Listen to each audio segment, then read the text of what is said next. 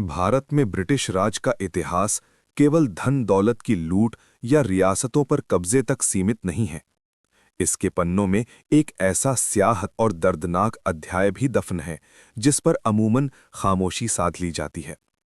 ये अध्याय है अंग्रेज सैनिकों और अधिकारियों द्वारा भारतीय महिलाओं के व्यवस्थित और क्रूर शोषण का। ये कोई एक दिन की घटना नहीं थी, बल्कि लगभग 200 सालों तक चलने वाला एक ऐसा चक्र था जिसने अलग-अलग दौर में अपना रूप बदला।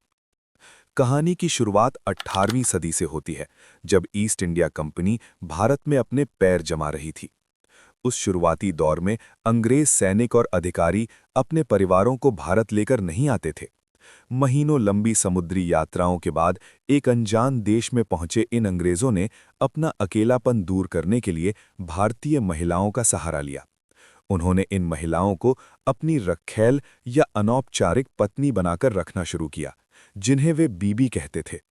इन बीबियों ने अपना धर्म, अपना समाज और कई बार अपना परिवार छोड़कर अपना पूरा जीवन इन अंग्रेजों की सेवा में लगा दिया।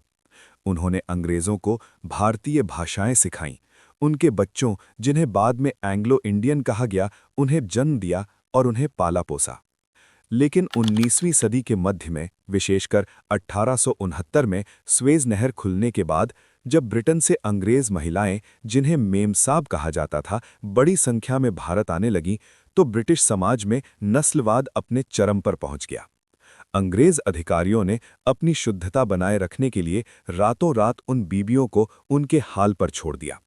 जिन महिलाओं ने अपनी पूरी जवानी अंग्रेजों के नाम कर दी थी, उन्हें और उनके बच्चों को बेसहारा करके सड़कों पर धकेल दिया गया, जहां वे अपने ही देश में अछूतों जैसा जीवन जीने को मजबूर हो गईं। लेकिन ये तो केवल एक सामाजिक धोखा था। सबसे भयानक और अमानवीय संस्थागत शोषण इसके बाद शुरू हुआ। 19वीं सदी के उत्तरार्ध में ब्रिटिश सेना के सामने एक गंभीर संकट खड़ा हो गया। उनके हजारों सैनिक यौन रोगों जैसे सिफिलिस और गोनोरिया का शिकार होकर ड्यूटी के लिए अनफिट हो रहे थे। अपनी सैन्य ताकत को बचाने के लिए ब्रिटिश सरकार ने एक ऐसा कानून लागू किया जो इंसानियत के नाम पर धब्बा था, कैंटनमेंट एक्ट्स। इस कानून के तहत ब्रिटिश सरकार ने भारत की हर मिलिट्री छावनी के पास बाकायदा अपने सैनिकों के मनोरंजन के लिए चकले या लाल बाजार स्थापित किए। अकाल, भूखमरी और भयानक गरीबी की मारी मजबूर भारतीय महिलाओं को चंद रुपयों का लालच देकर या जबरन इन छावनियों में लाया जाने लगा। उन्हें बाकायदा ब्रिटिश सरकार के रजिस्टर में दर्ज किया जाता था और उन्हें ब्रिटिश सैनिकों के लिए आरक्षित कर दिया जाता था। उन्हें एक दिन में कई ब्रिटिश सैनिकों के पास जाने के लिए मजबूर किया जाता था। शोषण का सबसे खौफनाक हिस्सा लॉक अस्पताल थे। छावनियों में रखी गई इन महिलाओं का हर हफ्ते अंग्रेज डॉक्टरों द्वारा बेहद अपमानजनक तरीके से शारीरिक परीक्षण किया जाता था। अगर किसी महिला में बीमारी का कोई भी लक्षण दिखता तो उसे तुरंत लॉक अस्पताल में कैद कर दिया जाता। इन अस्पतालों का नाम लॉक इसलिए था क्योंकि यहां से महिलाओं को बाहर निकलने की इजाजत नहीं थी। वहां उनके साथ जानवरों से भी बदतर सुलूक होता था और पारे जैसी जहरीली चीजों से उनका दर्दनाक इलाज किया जाता था। ठीक होने पर उन्हें वापस उसी नर्क में धकेल दिया जाता।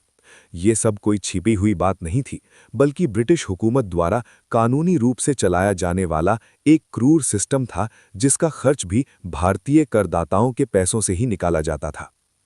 1857 के प्रथम स्वतंत्रता संग्राम या गदर के बाद अंग्रेजों का ये क्रूर चेहरा अपने सबसे विभत्स रूप में सामने आया।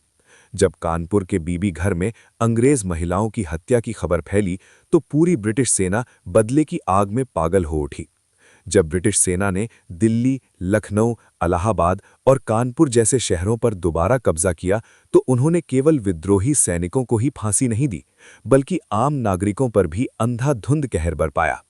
बदले की इस आग में ब्रिटिश सैनिकों ने कई गांव के गांव जला दिए, घरों में घुसकर लूटपाट की गई और इस बर्बरता के दौरान अनगिनत निर्दोष भारतीय महिलाओं के साथ जघन्य अपराध, बलात्कार और हत्याएं की गईं। ब्रिटिश जनरलों ने अपने सैनिकों की इन दरिंदगी भरी हरकतों पर आंखें मूंद ली।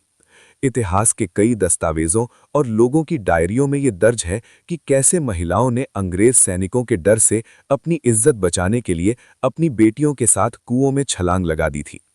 ब्रिटिश इतिहासकारों ने इस सच्चाई को हमेशा सैनिकों के गुस्से के नाम पर इतिहास के पन्नों में दबाने की कोशिश की। छावनियों और युद्ध के मैदानों से दूर असम के चाय बागानों और नील की खेती करने वाले ब्रिटिश प्लांटर्स का इतिहास भी ऐसी ही दर्दनाक कहानियों से भरा हुआ है। इन बागानों में काम करने वाली आदिवासी और गरीब महिलाओं को ब्रिटिश मालिकों और उनके ओवरसीयर्स के हवस का शिकार होना पड़ता था। कानून पूरी तरह से अंग्रेजों के हाथ में था, इसलिए किसी भी भारतीय मजदूर की इतनी हिम्मत नहीं होती थी कि वो अपने परिवार की महिलाओं को बचा सके। अगर कोई आवाज उठाता तो उसे कोड़ों से पीट पीट कर मार दिया जाता था। ये इतिहास गवाह है कि ब्रिटिश राज केवल सोने की चिड़िया कहलाने वाले देश के खजाने की लूट नहीं था, बल्कि ये एक ऐसा क्रूर दौर था जिसने भारत की आत्मा को लहूलुहान कर दिया था और मजबूर महिलाओं के स्वाभिमान को पूरी तरह कुचल कर रख दिया था।